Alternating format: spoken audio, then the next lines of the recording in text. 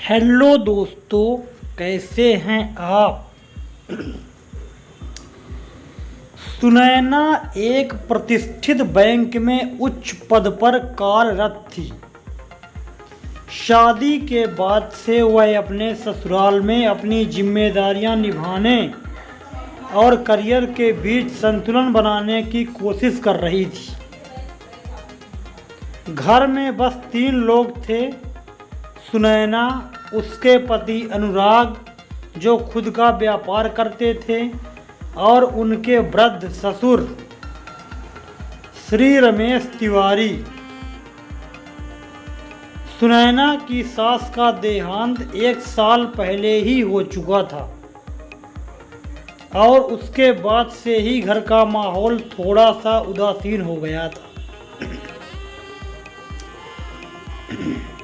हर दिन जब सुनैना सुबह जल्दी उठकर घर के काम निपटाकर ऑफिस के लिए तैयार होती, ठीक उसी समय उसके ससुर जो अक्सर अपने कमरे में रहते थे, उसे बुलाते और कहते, बहू मेरा चश्मा साफ कर दो और मुझे दे दो।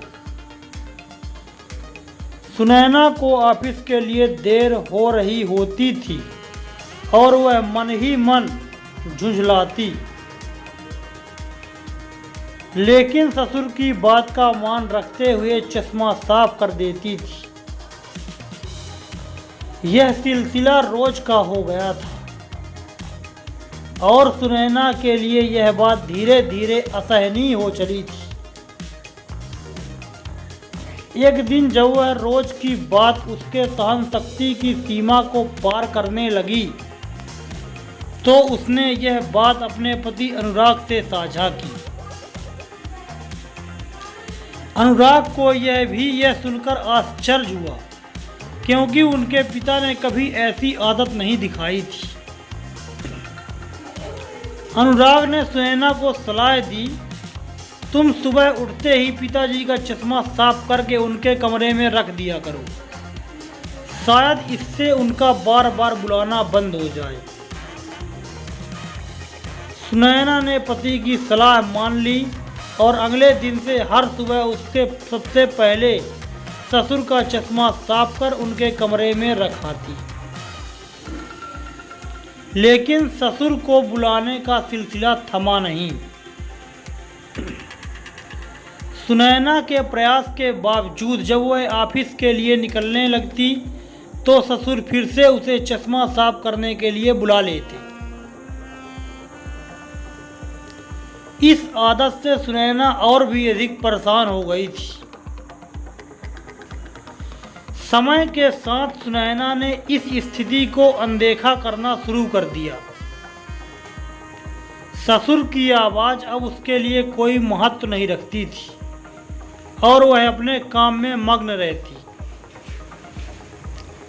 धीरे धीरे रिश्तों में वह गर्माहट भी कम होने लगी थी। फिर एक दिन ससुर अचानक बीमार हो गए और कुछ ही दिनों में चल बसे। सुनैना के दिल में कहीं ना कहीं पछतावा था, लेकिन उसने खुद को व्यस्त रखकर उस दर्द को दबा दिया। ससुर के देहांत के 2 साल बाद एक दिन सुनैना ने सोचा कि घर की सफाई की जाए। सफाई करते समय उसे अपने ससुर की एक पुरानी डायरी मिली। सुनैना ने वह डायरी खोली और उसमें लिखे पन्ने पलटने लगी। एक पन्ने पर लिखा था, आजकल की भाग दौड़ भरी जिंदगी में बच्चे अक्सर घर से निकलते समय बड़ों का आशीर्वाद लेना भूल जाते हैं। यही आशीर्वाद उनके जीवन की कठिनाइयों में ढाल बनता है। इसलिए जब तुम चश्मा साफ कर मुझे देने के लिए झुकती थी, तो मैं मन ही मन तुम्हारे सिर पर अपना हाथ रखकर तुम्हें आशीर्वाद देता था। तुम्हारी सास ने मुझसे वादा लिया था कि मैं तुम्हें अपनी बेटी की तरह ही प्यार दूंगा और तुम्हें कभी महसूस नहीं होने दूंगा कि तुम अपने ससुराल में हो। बल्कि हमेशा ऐसा लगे कि यह तुम्हारा अपना घर है। डायरी के ये 2 शब्द पढ़ते ही सुनैना की आंखों से आंसू बहने लगे। उसने महसूस किया कि जिस आशीर्वाद को वह अनदेखा करती आई थी वही उसकी असली ताकत थी। अपने ससुर के उस अनकहे प्यार और आशीर्वाद की गहराई को समझकर वह फूट फूट कर रोने लगी।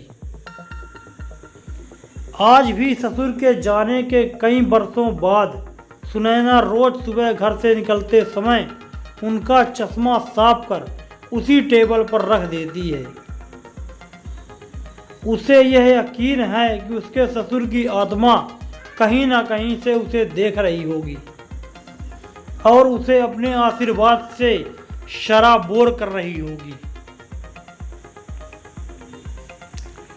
इस घटना ने सुनैना को रिश्तों की असली महत्ता सिखाई।